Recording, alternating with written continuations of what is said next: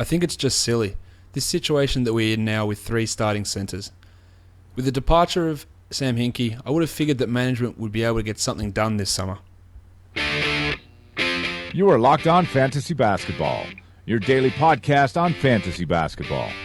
Part of the Locked On Podcast Network. Your team every day.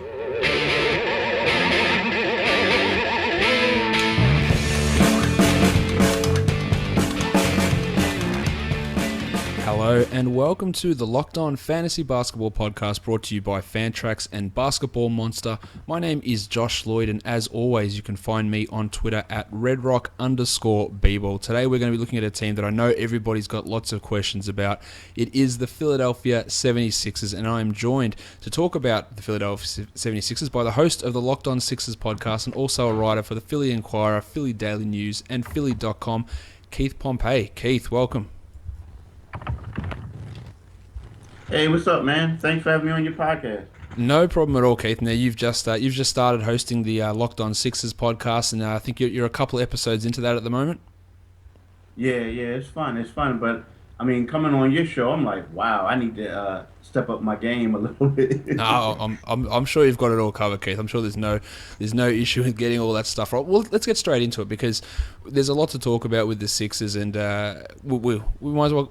Let's get straight into it because everyone knows a lot of the situation here, but they don't know how it's going to play out. So that's what we're going to try and work out today. Let's start off with the point guard position.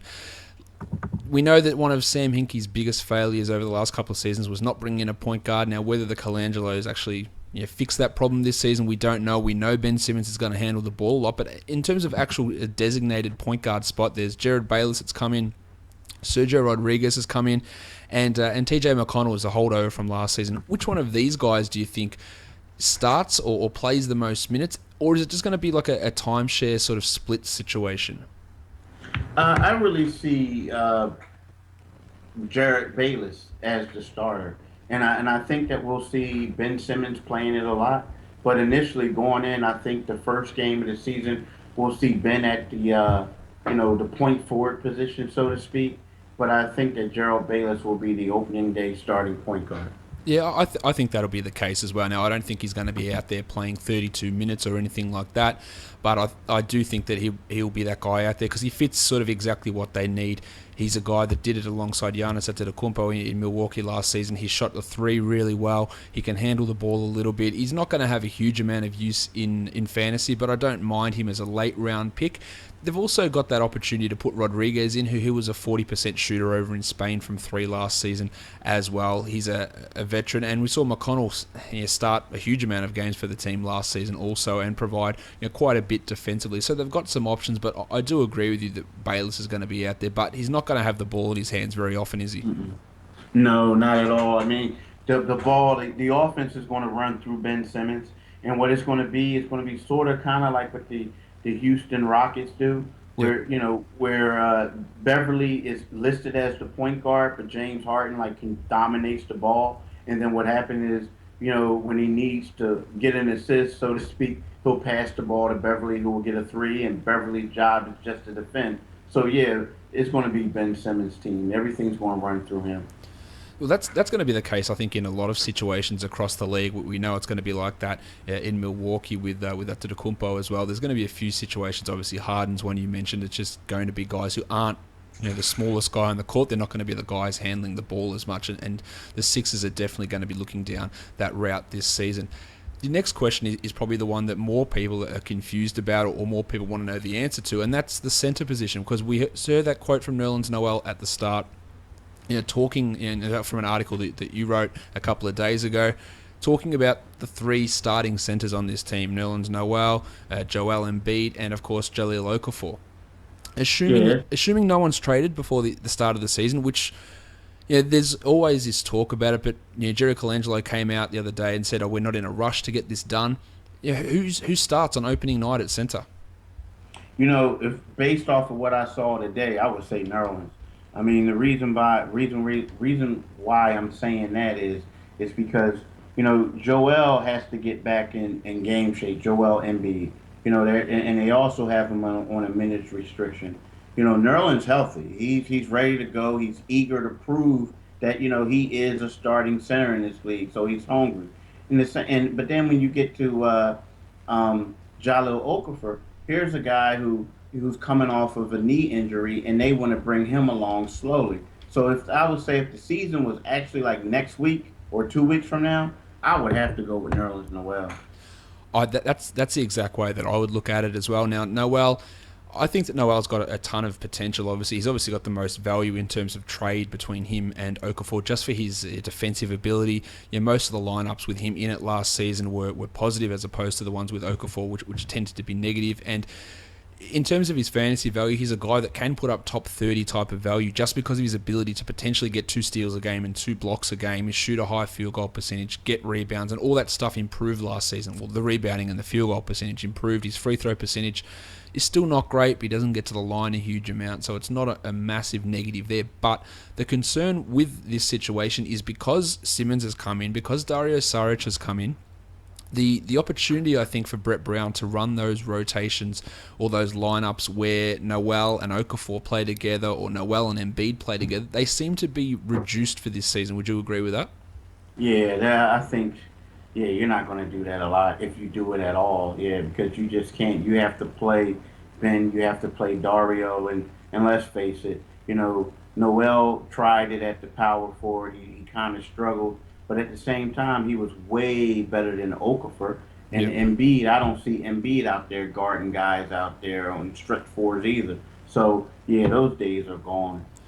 So what that's going to mean is that Nerlens Noel is not going to be able to really get to 30 minutes a night. Jalil Okafor is not going to play 30 minutes a night. We already know that Joel Embiid is not going to, and you touched on his minutes restriction. Do you know what the exact minutes restriction is? We already heard them say that he won't play back-to-back, so that's 17 games of the season ruled out already. But what sort of minutes limit are we looking at with Embiid, do you think?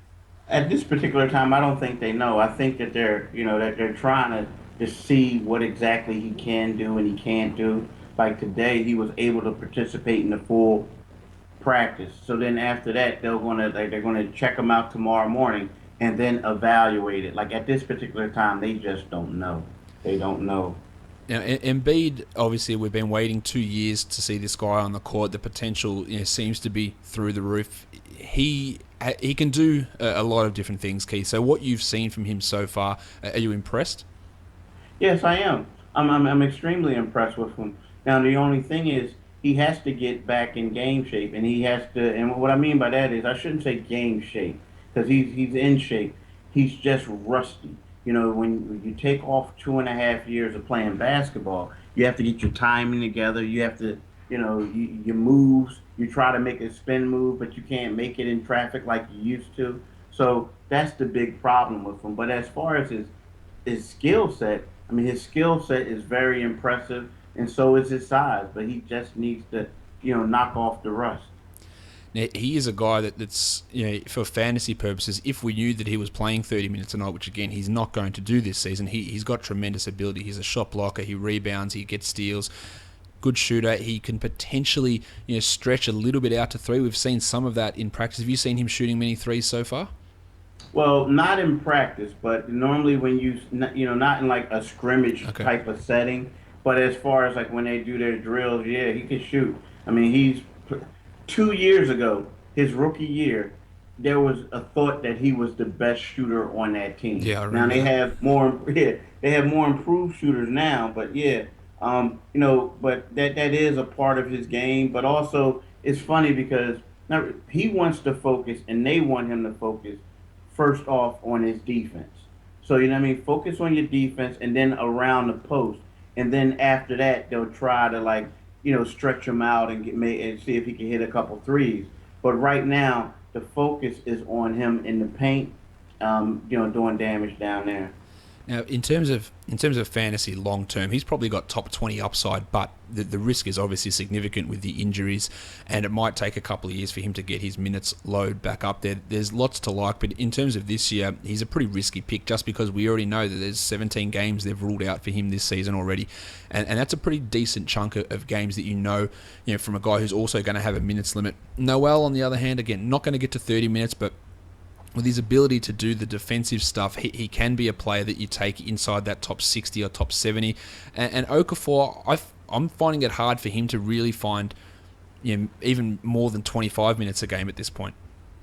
That's true, but if it comes down like for fantasy and in regards to offensive points and stuff like that, I would take Okafor over the other two just because Noel is a type of guy that you want to win a game, but you're not going to rely on him to score a lot and things like that. Okafor, he comes in and it's all about getting to the cup and scoring with the post move. He gives up a lot of points on the defensive end, but offensively, he has a solid skill set. So if it was my choice, I would go with him. I've got Okafor projected to lead this team in scoring. Do you think that that's probably accurate? It is, but I think he'll also have some competition from Gerald Bayless and maybe even Gerald Henderson. I mean, these are veteran guys who let's face it, they want to show that they can be starters in this league. So I expect them to try to score a lot of points. Let's move on to the big prize of the off-season, and that's Ben Simmons, obviously the first pick in the NBA draft, who's going to be chucked straight into things. He's going to be playing 30-plus minutes a night. He'll probably lead the team in minutes. He's going to have the ball in his hands a lot. We know the criticisms of Simmons from LSU, he gives up on teams, which I don't buy into really at all, but the shooting is the concern that people have. Have you got confidence that he can at least develop an average jumper this season and not have people just completely back off him, Rajon Rondo style, which obviously opens up all his passing? What have you seen from him, or what are you thinking from speaking to the coaching staff about his shooting? Yeah, it's early in regards to seeing from him. I mean, at practice, you see him, he misses some shots that we see when we get in there. But I do have confidence in him. And the reason being is because when you look at it, nothing's really wrong with his form. He just doesn't take enough shots. I think, the problem with Ben Simmons is that he's been so good, he's been so big for so long, to whereas people just couldn't stop him from penetrating in the lane. So whereas what he did is he did what he was great at. He went to the cup and he scored baskets, or he went to the cup and got assists. He wasn't really trying to create for his own self in regards to shooting mid range. But with this coaching staff, you have Brett Brown, who's the head coach. He has a player development background. And then you also have Lloyd Pierce, who's one of the assistant coaches, who was LeBron James' workout guy. And so it's one of these things where I don't have a problem, and I have confidence that this guy will get his shot together just because he wants to be great. He wants to follow in along the lines of LeBron James and all these other guys who are his mentors and get Rookie of the Year. And in order for him to get Rookie of the Year, he has to show that he can shoot the mid-range to get people off him. I believe that he will do that. I have confidence in his jumper as well. It's definitely not broken, but everything you said there is spot on. All throughout his career and his life, he's never needed to use it because he just can just to bulldoze over guys to get to the rim and to dish it off. His assist numbers are going to be really impressive this season. He's a really good rebounder, averaged over 10 boards a game last season for LSU. He'll get you some steals. He's not a great defender, but he gets his hands into passing lanes and he will get some steals. But his percentages are going to be a concern. So that puts him down towards the end of a draft. But when you're looking for assists, you might need to reach on him a little bit earlier. I don't think he's going to turn in a Karl Anthony Towns top 20 fantasy season, nowhere like that. He might get to the top 50, but with his deficiencies in the shooting percentages, which again will improve throughout his career, he's a really solid back-end guy around that 75 to 90 range. I do like him there. Now, the other two picks that the Sixers had in the first round, one of those guys isn't coming over this season. That's Furkan Korkmaz, the really young shooting guard who is a really good shooter, and they probably could have used him this season, and he's a guy that you look at in dynasty formats, a later sort of pick. But the guy I really want to talk about is Timothé Luwawu-Cabarrot, who comes across with a reputation as a 3-and-D guy. Hit a pretty high percentage of his threes last season in Megalex. He can handle the ball, he can pass, and his defense, it looked pretty good in Summer League, and he developed somewhat of a chemistry with Simmons. Do you see him cracking the rotation immediately, or do you think it's going to be a bit of a longer stretch for him? I think it's going to be a bit of a longer stretch for him just because of he has the veterans ahead of him, the guy, who I spoke of, Henderson and Bayless. and and then you have Robert Covington in there. So I think that he's a guy. Initially he's not going to see a lot of minutes. He'll maybe be someone who even slides down to the D League team. For different stretches of the season. I think that where Ben Simmons is going to be the man and everything's going to run through him. Timothy is going to be like on a straight learning program. I don't see him getting a lot of minutes. We talk about some of these guys like Henderson. He comes across in free agency. He's pretty much a lock to start this season, isn't he? Yeah. Yes. Yes. Now, he's a guy that has never been a great fantasy option because he doesn't really shoot threes. He scores, he gets some steals.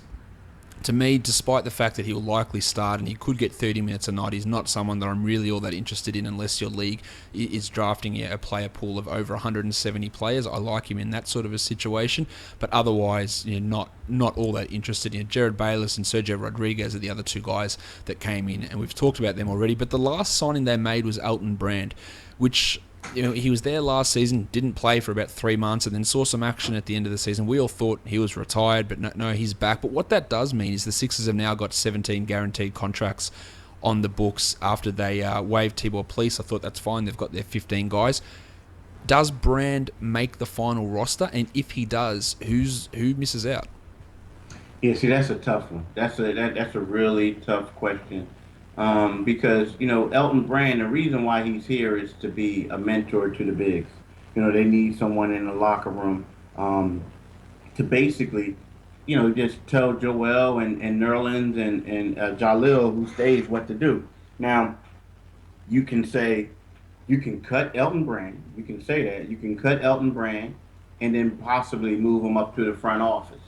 And still have him be around the players. The only problem is he won't be in the locker room and he won't be like on, with these guys, on the road 24/7. So that's the one thing you lose.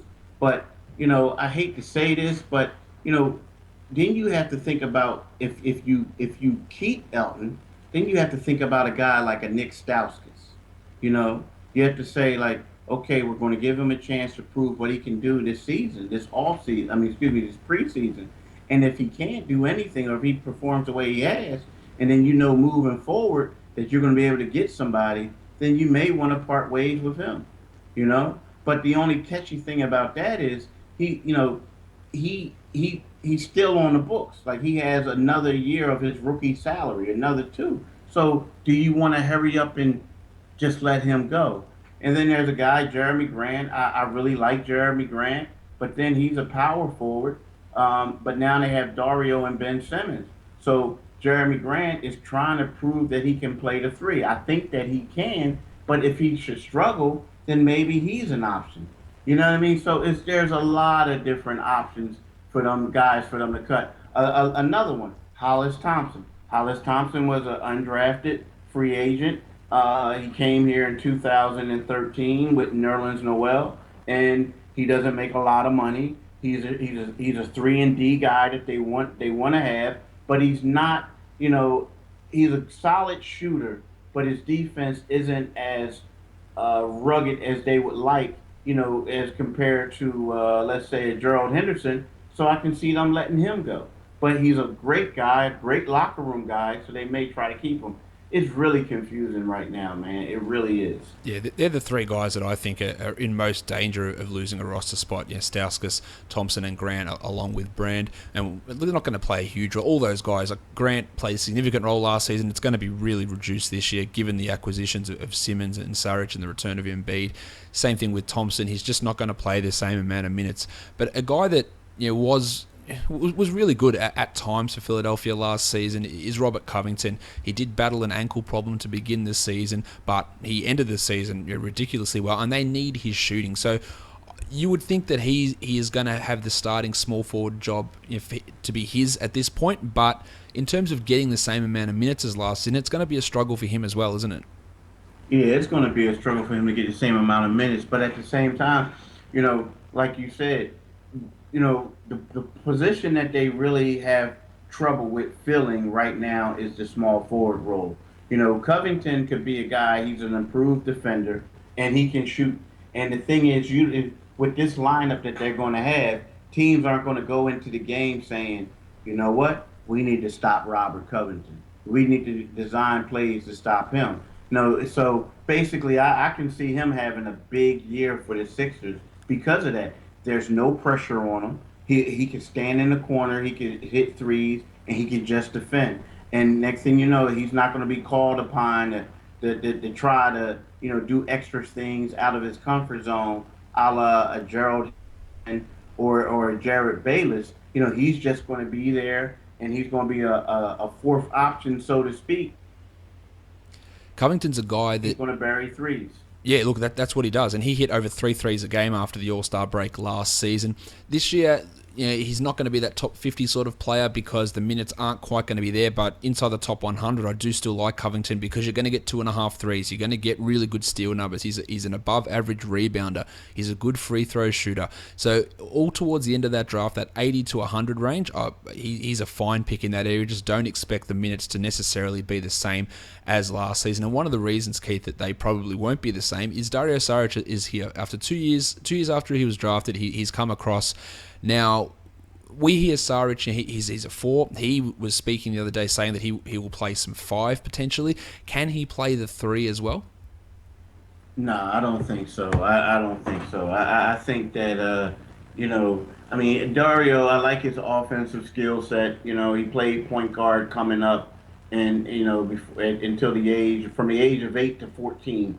But, to me personally, you are who you can guard. He's not quick enough to guard threes in the NBA. So I do not see him at that. Now, today, they had him playing a little bit of 3 position, but I don't see it. I don't see it. I see him as a stretch 4, so to speak, or undersized 5 in small ball. I don't see him playing a 3. Can you see him and Simmons sharing the court? I can because the thing about Simmons is he could play multiple positions, and you just want him to get him on the floor and to facilitate. And I can see Dario on the floor with him. But now, if you said that this was basketball, where basically you got a traditional point guard, a traditional shooting guard, small forward, and so on. No, I don't see them on the floor together. But the fact that Ben Simmons can play multiple positions, yeah, I can see them playing together. Saric is a good ball handler. He's a good passer as well. His shooting is not great, but it's got a chance to be league average from 3. He's an okay rebounder. His defensive stuff needs a bit of work. To me, he is a guy that I don't mind taking a last pick in the draft flyer on just to see how it works out, but it probably won't just because he won't necessarily be able to acquire enough minutes to return sort of top 120 value, but I do like him pretty high up in terms of long-term dynasty stuff. I think he can be a top 75 player at some point in his career. We're just not going to see the full Dario Saric experience this season. And obviously, once the front court thins out a little bit, when trades go down, then some more minutes will come his way then. So that's going to be something to definitely look forward to, just to see how he goes on the court. I think we've covered nearly all of the players here, Keith. The one guy I do want to talk about is Richaun Holmes, because we talk about the front court logjam, and Holmes is a guy that is beyond buried, but I think he's got a ton of talent. I thought that his chemistry with Simmons in Summer League looked really good. His ability to roll to the rim was good. His rim protection was good. He's not a great rebounder, but I think that he is a guy that you could really develop into a nice backup big, but it's going to be hard for him to see the court. What's your take on how the Sixers view Holmes? Yeah, I'm kind of with you. It's going to be hard for him to see the floor. I think that, well, I know the Sixers really do like him, but I just don't think there's any space for him. I mean, because, he can play the 4 and he can play the 5. I mean, they like him at the 5. They had him playing at a little bit, but it's just not enough balls to go around. He's not athletic enough to me to slide down to the 3. I think that we'll also see Richaun Holmes, playing in the D League a little bit. I just do. I mean, I just don't see any minutes for him. I just don't. Yeah, that's the way I look at it as well. And I think that teams that are looking, talking trade with these guys for Okafor and for Noel should be looking at Holmes as well and trying to get him as a throw-in on these deals, because yeah, if he's given an opportunity, he could, much like Christian Wood, who had zero chance of getting any playing time on this team. He's in Charlotte now. He's got a little bit more chance to develop. Holmes could be a guy like that as well. He'd be a guy that I'd be trying to acquire off Philadelphia just to see what you can get if you get him onto the court. And I think that he's got tremendous fantasy upside. Definitely in 30 minutes a night, he's a guy that can be a top 80 type of player. But there is zero chance of him getting anywhere near that playing time in Philadelphia. So it's going to be another lean season for Rashawn Holmes this season. You're exactly right. I think we've covered all that. Keith went through that nice and quickly. One thing for you, who's your breakout player for this team? My breakout player for this team would be Sergio Rodriguez. Okay, what are you expecting? What are you expecting from him this season? I'm not expecting him to score a lot of points, but I'm expecting him to get a lot of assists. I'm expecting him to show a lot of leadership. I don't think he'll be the starter, but I think that he'll get in there, and when he does get in, he's going to show a lot. And another thing is, we got to realize he's motivated. Here's a guy who came into the NBA. He played here 10 years ago. He came over 10 years ago, and he really didn't perform as well as he thought. He goes back home and he plays, and now he says that, hey, I'm a man now. I'm different. I've matured. I've grown. So I think he has a chip on his shoulder, and he's going to try to prove to these people that, what, I can compete. I can compete in this league. So I'm looking forward for him to do some solid things. He's going to be one of those guys that, if you want to look for assists on the waiver wire, he might play 20 minutes, but he could easily get 4.5 assists in that playing time. He shoots the three as well, so he'll be a guy that's on and off waiver wires that you're never going to be able to hold on to consistently, but you can just grab him and take what he gives you in those small bursts, which, on a back-to-back situation, that might be 8-9 assists, and that can be really valuable. So he's definitely someone to look at. He's not the same player that he was when he played over here 5-6 years ago. He's a really good three-point shooter and a really good distributor, so he is going to be an interesting player to watch exactly how Philadelphia uses him, as well as his whole team. Keith, it's, as a Philadelphia writer, someone covering the team, there's not necessarily buzz with the team, but there's a lot to look forward to. I guess that's the best way of putting it. We're going to see Simmons on the court, we're going to see Embiid on the court, and these are things that people are pretty excited about. Yeah, there's a lot of anticipation, because of the things you just said. And I will argue that there is a little bit of buzz. I mean, some of the people, their expectations are a little bit too high right about now, talking about the fans. But, it's people are excited because they can see the team turning the corner. There's a lot of excitement. What's your bold prediction for this team? Wow, it's crazy. I mean, if I need to see how they look, and this is not a cop-out, but I need to see how they look in at least one preseason game, because they have so many moving parts. And if you look at it, the veterans that they have coming in, they've been basically role players at the teams that they were on before. And right now they're probably going to be looked upon to be leaders, in regards to like scoring leaders and stuff like that. So I need to see how it looks. But I will tell you, I don't expect them to win any more than 26 games at all. Yeah, I think that's fair enough. One last question before I let you go, Keith. If you had to make a decision now, which one of the big men gets traded?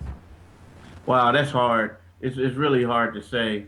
I always thought that, early on, I thought that Joel would be the one, not Joel, excuse me, Jalil would be the one who was going to be traded. I just did, because I don't think that Jalil and Joel could play together. I think that Nerlens has a different skill set, to whereas he can, play with Embiid. So I always thought it was going to be Jalil, but right about now, you don't know. And in the way that Nerlens Noel is basically saying, hey, I think this is silly. I think, if the Sixers, they may try to move him because of that, so he doesn't become a distraction. Yeah, I think Noel's trade value is probably the highest out of those two, so that they might be able to get the biggest return there. But I do agree that he is the better option, the better player, and the better fit with Embiid. So it's all going to be interesting. I don't think we're going to see anything happen before the season starts, but anything can happen in the NBA. Keith, where can everybody find you on Twitter if they want to keep up with all your Sixers tweets and stories? You can find me on Twitter at Pompey on Sixers. And also you can go to Philly.com. But if you really want to, get some quick stuff on a daily basis, your best bet for that is, to listen to me and hear me talk for 10 minutes a day to give you the inside knowledge is Locked On Sixers Absolutely. podcast. Yep, check out Locked On Sixers. It's only a couple episodes old. Go and listen to Keith over there. Give it a review on iTunes, 5 stars. Do the same for this podcast. It does help tremendously to help both of our shows, bump up those iTunes rankings and get out to more ears. Keith, thanks for taking the time to speak about the Philadelphia 76ers with me today. Hey, man, thanks for having me. No problem. Thank you so much for listening, everyone. See ya.